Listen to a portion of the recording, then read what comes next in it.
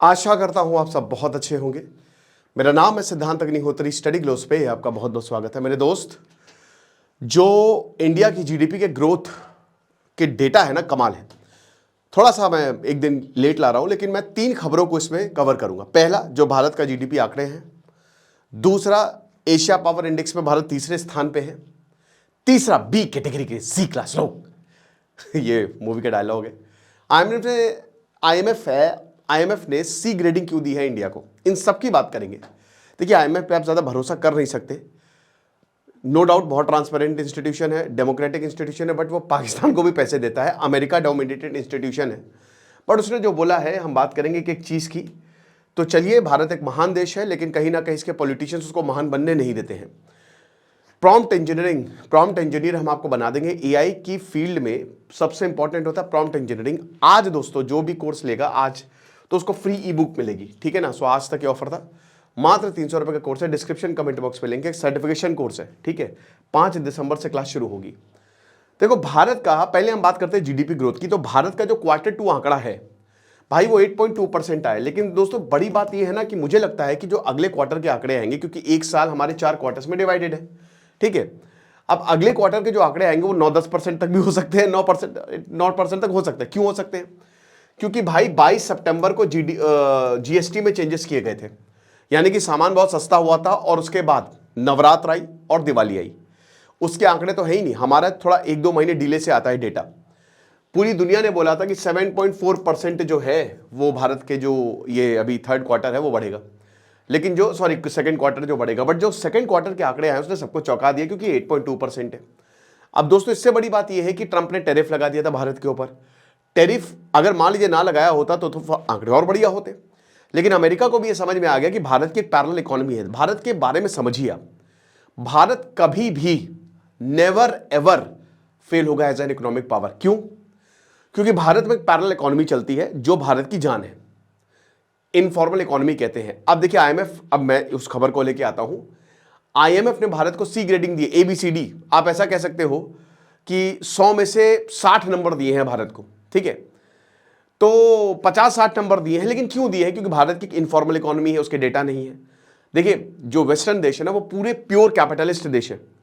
वो बिल्कुल कैपिटलिज्म, मतलब आप ये समझिए कि वहां पे परिवार, अगर बहन भाई को लोन दे रही है, पैसा दे तो इंटरेस्ट ले रही है, ये हिसाब किताब है वहां पे। तो पूरा डेटा पे चलता है, और डेटा पे ही चलना चाहिए। तो मेन यहां पे है कि डेटा नहीं है हमारे पास, ठीक है। बेस ईयर जो है वो 2011 का, 2011 से बेस ईयर वो अभी उसको चेंज करेंगे हम। और जल्दी से जल्दी, भारत में आलसी बना बहुत है भाई, तुरंत करो उसको। क्या उतना अभी 14 साल पुराना बेस ईयर लगा के बैठे हुए वहां से कैलकुलेट कर रहे हो? तो बेस ईयर वो है, इनफॉर्मल इकोनॉमी है, डेटा प्रॉपर नहीं है, ये सारी बातें बोली गई हैं। अब जाहिर सी बात है, अगर सी ग्रेड देंगे, अब देखिए कॉन्ट्राडिक्शन देखिए। अब सी ग्रेड मिला भारत को, भारत में इन्वेस्टमेंट बहुत कम आना चाहिए, इन्वेस्टर को कॉन्फिडेंस हिल जाएगा, ओ माय गॉड। एफडीआई में भारत दूसरे नंबर पे है। अमेरिका के बाद दुनिया में सबसे ज्यादा एफडीआई भारत में आ रहा है। क्यों? क्योंकि भारत एक इमर्जिंग मार्केट है। चाइना ने अपनी इकोनॉमी क्लोज करके रखी हुई है। अभी आपने देखा ना, अरुणाचली जो लड़की थी प्रेमा, जो फंसी थी वहां पे, उसने बताया कि वहां ना गूगल चलता ना यूट्यूब चलता है। तो सबसे बड़ा मार्केट कौन है? इंडिया। सबसे बड़ा मार्केट इंडिया है।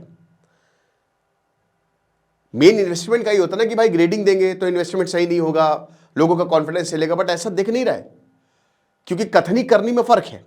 भारत में हमेशा इन्वेस्टमेंट आएगा, और वो 1991 से ही हो रहा है, जब से हम लिबरलाइजेशन, प्राइवेटाइजेशन, ग्लोबलाइजेशन। मैं पर्सनली बहुत ज्यादा समर्थक हूं वैल्यू बेस्ड कैपिटलिज्म का, ठीक है। तो ये चीज है। अब यहां पे ये फास्टेस्ट क्वार्टरली ग्रोथ जो है वो अभी तक हमको देखने को मिली है। याद रखिएगा, ईयर ऑन ईयर बेसिस से कंपैरिजन होता है 6 क्वार्टर में। तो भारत की जो पोजीशन है वो दुनिया की सबसे तेजी से बढ़ने वाली इकोनॉमी में है। लेकिन अब जो Q3 के जो आंकड़े आएंगे, आप उसमें देखिएगा क्या होता है।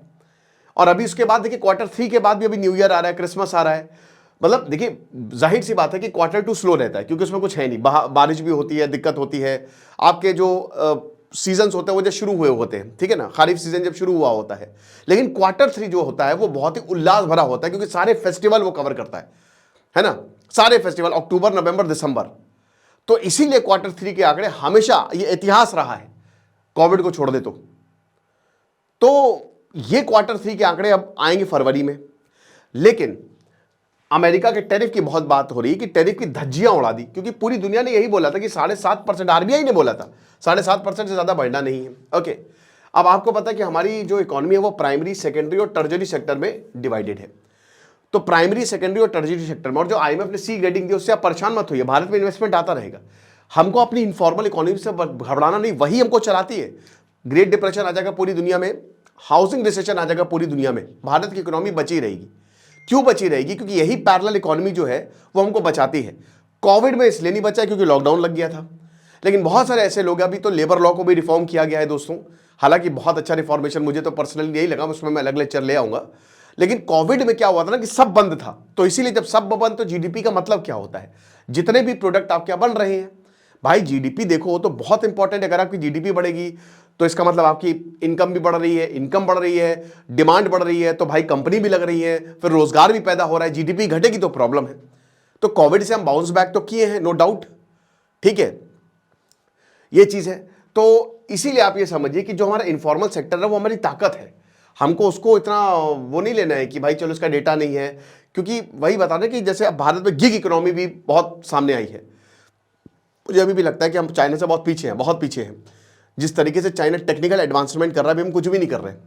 क्वांटम कंप्यूटिंग में चाइना ने $15 बिलियन फूंक दिए, हम तो अभी 1-2 बिलियन पे भी नहीं खड़े हैं। एआई में पता नहीं चाइना तुरंत अभी इसी वक्त इस बजट में तो सरकार को ये घोषणा करनी चाहिए कि हम एआई यूनिवर्सिटीज बना रहे हैं, जो कि आईआईटी के अंडर हो, कम से कम 10 यूनिवर्सिटी बनाइए, तब जाके आप चाइना को कैच कर पाएंगे बहुत जल्द से जल्द। तो सेकेंडरी सेक्टर जो है, सेक्टर वाइज हम देख लेते हैं। प्राइमरी हमारा एग्रीकल्चर होता है, आधे से ज़्यादा भारत जो है डायरेक्टली या इनडायरेक्टली कृषि में जो है वो इन्वॉल्व है, और इसलिए कृषि में इन्वॉल्व है। और यही देखिए, इसीलिए और भी भारत जो है डूबता नहीं, क्यों?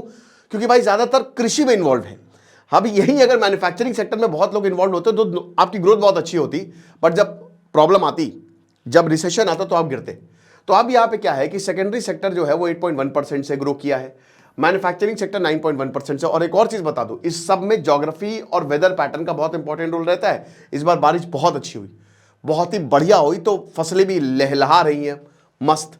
कंस्ट्रक्शन सेक्टर जो है वो 7.2%। कंस्ट्रक्शन सेक्टर तो भाई ऐसा बूम आ रहा है ना, हाईवे से लेकर फ्लाईओवर से लेकर पता नहीं क्या क्या। भाई अब लखनऊ तो खुदा रहता है, लेकिन जब ये खोद के दोबारा बनाएंगे और फिर खोदेंगे और फिर बनाएंगे, तो फिर जाहिर सी बात है कि लखनऊ में, क्योंकि लखनऊ में तो भाई इतना ज़्यादा रियल एस्टेट बूम आया है, मैन्युफैक्चरिंग बूम आया है कि मैं क्या ही बताऊं।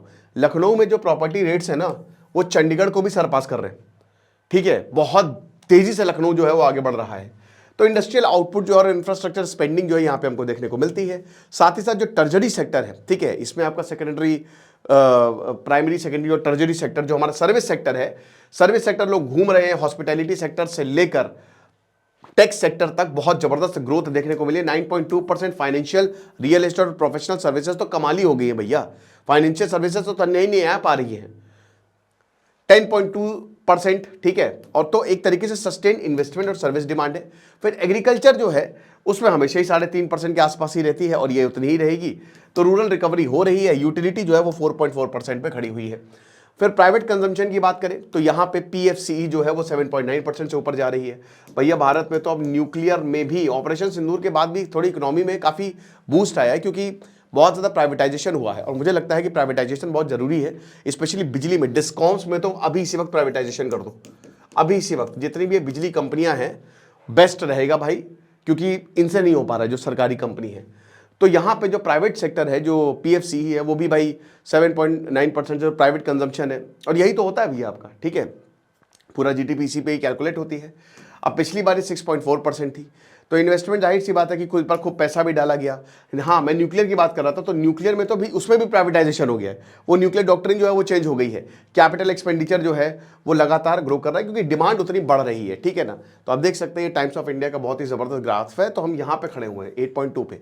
अब आप यही देखिए कि हम यहाँ पे भी एक बार चले गए थे 20% पे, लेकिन दोस्तों वो कोविड के बाद था। मैंने क्या बताया, वो ईयर ऑन ईयर होता है, ठीक है। वो इसलिए होता है, आप ये कह सकते हो कि जैसे इस बार आपके मार्क्स आए 50, 100 में 50, और अगली बार आप 100 आ गए, ठीक है। तो आपका क्या दोगुना 20% ग्रोथ हुई ना, उस तरीके से ये कंपैरिजन होता है। तो ये चीज हमेशा ध्यान रखिएगा। तो भारत का जीडीपी, जीवी और नॉमिनल इंडिकेटर्स बहुत इंपॉर्टेंट नंबर्स होते हैं। एक और चीज मैं आपको बताता हूं, एशिया पावर इंडेक्स में भारत जो है वो तीसरे नंबर पे है। तो भारत के लिए हर जगह से पॉजिटिव साइंस दिख रहे हैं। पहले नंबर पे अब देखिए अमेरिका है, और अमेरिका के कितने, शायद 73 के करीब पॉइंट्स हैं, नहीं 80 के करीब पॉइंट्स है। अब स्ट्राइकिंग बात क्या है अमेरिका तो एशिया में आता ही नहीं बे, अमेरिका तो अमेरिका में आता है।